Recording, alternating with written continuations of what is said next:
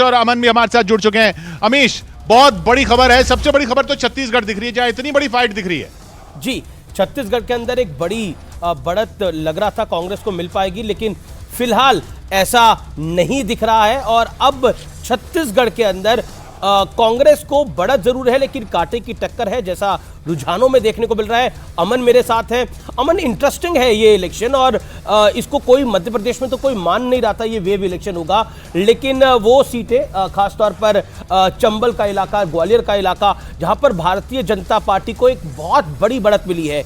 नरेंद्र तोमर, ज्योतिरादित्य सिंधिया, नरोत्तम मिश्रा, इनकी तिकड़ी डिलीवर करती हुई उस इलाके के अंदर दिख रही है। ये कांग्रेस के लिए एक बड़ा सेटबैक हो सकता है। महाकौशल जो कमलनाथ का इलाका है, वहां कांग्रेस को पिछड़ रही है, वो कांग्रेस के लिए एक सेटबैक हो सकता है। लेकिन राहुल गांधी के लिए प्लस रहा है तेलंगाना के अंदर, जो एक बहुत बड़ी बढ़त कांग्रेस बना रही है। लेकिन राजस्थान के अंदर जितनी आसानी बीजेपी को दिख रही थी, उतनी दिख नहीं रही है। अमन, बिल्कुल 48.8% वोट बीजेपी को, मतलब 49% वोट मध्य प्रदेश में भारतीय जनता पार्टी को। नंबर 1। नंबर 2, 152 सीटें, लगातार 3 टर्म शिवराज सिंह चौहान का। यह भी बात ध्यान देनी होगी, इस बार मोदी के चेहरे पर चुनाव लड़ा गया मध्य प्रदेश का। शिवराज सिंह चौहान सीएम फेस नहीं थे, तो ब्रांड मोदी पर 152 सीटें, 151।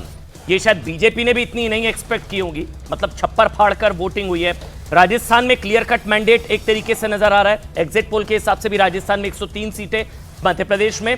इंटरेस्टिंग अमीश, छत्तीसगढ़ क्योंकि 46 और 43 बीजेपी नेक एंड नेक है, काफी एज है जी। और एक इंटरेस्टिंग आंकड़ा जो अभी आप दे रहे थे अमन, वो बहुत इंपॉर्टेंट है जानना। वोट शेयर बहुत इंपॉर्टेंट है। हमारे साथ कई मेहमान भी जुड़ेंगे, लेकिन गहलोत पीछे, मतलब कांग्रेस राजस्थान के अंदर पीछे है, लेकिन उतनी पीछे नहीं है जितनी संभावनाएं लगाई जा रही थी कि बीजेपी वन साइडेड होके जीत सकती है। मैं इसको बोलूंगा, ये कांग्रेस के लिए माइनस है राजस्थान, लेकिन बीजेपी के लिए उतना बड़ा प्लस नहीं है। क्या भीतरगात है, क्या समस्या है, ये बीजेपी को देखना पड़ेगा। जो बढ़त बीजेपी को राजस्थान में मिलनी चाहिए थी, अगर आप उसका फिर विश्लेषण करें तो ऐसा दिख रहा है कि वो बढ़त बीजेपी को नहीं मिल रही है। लेकिन छत्तीसगढ़ में कांग्रेस को जो बढ़त दिखनी चाहिए थी, वो बढ़त छत्तीसगढ़ में कांग्रेस को होती हुई नहीं दिख रही है। तो हिंदी पट्टी के अंदर हम मान सकते हैं कि नरेंद्र मोदी का जादू है और अमित शाह का पॉलिटिकल मैनेजमेंट है। मैं दोनों राज्यों की बात बताना चाहता हूं व्यूअर्स आपको। दोनों राज्य जो कि इंपॉर्टेंट है, मध्य प्रदेश और छत्तीसगढ़, दोनों में अमित शाह इंचार्ज थे। और आप देखिए, वहां पर चुनाव प्रभारी बदले गए, वहां पर बूथ मैनेजमेंट तो एक अब भारतीय जनता पार्टी में सामान्य घटना है, लेकिन सबसे बड़ा था वहां दिग्गज नेताओं को मैदान में उतारना। आप देखिए, नरेंद्र तोमर को मैदान में उतारा गया, प्रहलाद पटेल को मैदान में उतारा गया, जी, राज्यवर्धन राठौड़ राजस्थान में उतारे गए। तो कहीं ना कहीं एमपी के अंदर बीजेपी का एक प्लान था। अजय आलोक अब हमारे साथ जुड़ चुके हैं, भारतीय जनता पार्टी के राष्ट्रीय प्रवक्ता हैं। अजय भाई, आवाज अगर आप तक पहुंच रही है तो मैं आपसे सवाल लूं। आवाज पहुंच रही है अजय भाई? जी, आवाज पहुंच रही है। अजय भाई, मतलब 151, मतलब लोग कह रहे थे कि कांटे की टक्कर। ये शायद लाडली बहना योजना ने उस कांटे की टक्कर के सारे कांटे निकाल दिए।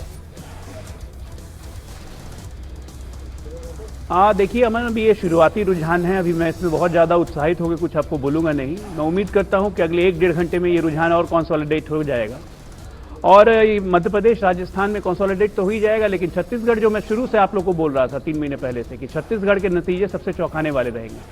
और अभी इलेक्शन कमीशन का जो डेटा है मेरे पास लेटेस्ट में, उसमें हिसाब से हम 23 सीटों पे हम लीड कर रहे हैं, 20 सीटों पे कांग्रेस। आपका फिगर्स वो काउंटिंग सेक्शन से आ रहा है, क्योंकि आपके तो सारे रिपोर्टर्स हैं वो तो काउंटिंग सेक्शन पे ही हैं, वो ज़्यादा अपडेटेड होंगे।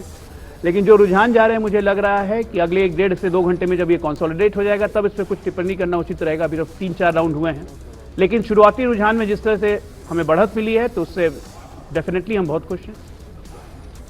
जी, लेकिन राजस्थान के अंदर हमें देखना पड़ेगा अन्य कौन 15 जीत के आ रहे हैं। ये एक काफी दिलचस्प आंकड़ा है।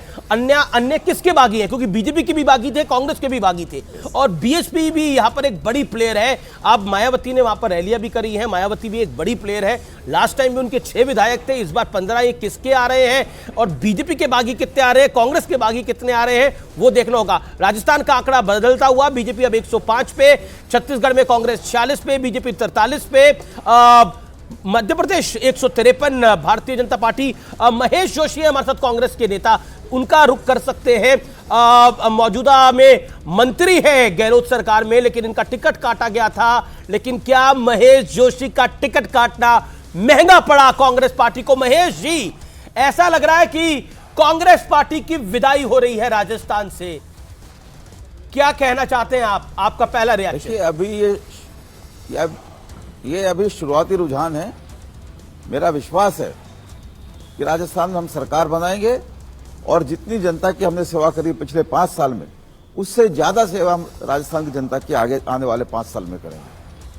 अमन, महेश जी, अगर यही नतीजे, ये जो शुरुआती रुझान है, नतीजों में तब्दील होते हैं, तो क्या वजह आपको, मतलब क्या इन फाइटिंग जिसका अभी अमीश जिक्र कर रहे थे, फैक्शन, गुटबाजी, क्या ये कुछ वजह आपको नजर आती है? इन वजह से संभवतः कुछ नुकसान अगर होता है तो ये वजह हो सकती है, in fighting, factions, Gehlot versus pilot, आपको टिकट ना देना, खासकर महेश जी।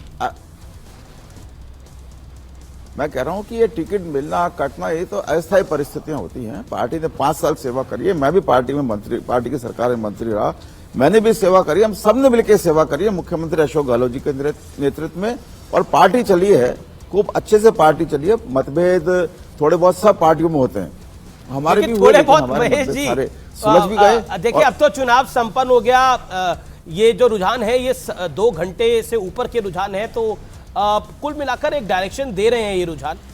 इसमें बहुत बड़ी तब्दीली आएगी, खासतौर पर जहां पे मार्जिन बहुत ज्यादा है, वहां पे बहुत मुश्किल है। राजस्थान और मध्य प्रदेश के अंदर तो मुझे बहुत मुश्किल नजर आ रहा है, वहां पर कांग्रेस के लिए कुछ है, लेकिन छत्तीसगढ़ में जरूर कांग्रेस को बढ़त है। लेकिन सचिन पायलट वर्सेस अशोक गहलोत हम सबने देखा है, सरेआम देखा है, 5 साल देखा है। वो पुरानी बात है, इतिहास की बात हो गई, वो इतिहास की बात हो गई। ये मौजूदा में दिख रहा है मिलकर 7 साल प्रचार किया पार्टी के। With all due respect to you, मैं आपको लंबे अरसे से जानता हूं, ये दिख रहा है, आज भी दिख रहा है, इन नतीजों में भी दिख रहा है। देखिए, नतीजे पूरे आने दीजिए, मैं समझता हूं कि आपको अपनी राय बदलनी पड़ेगी।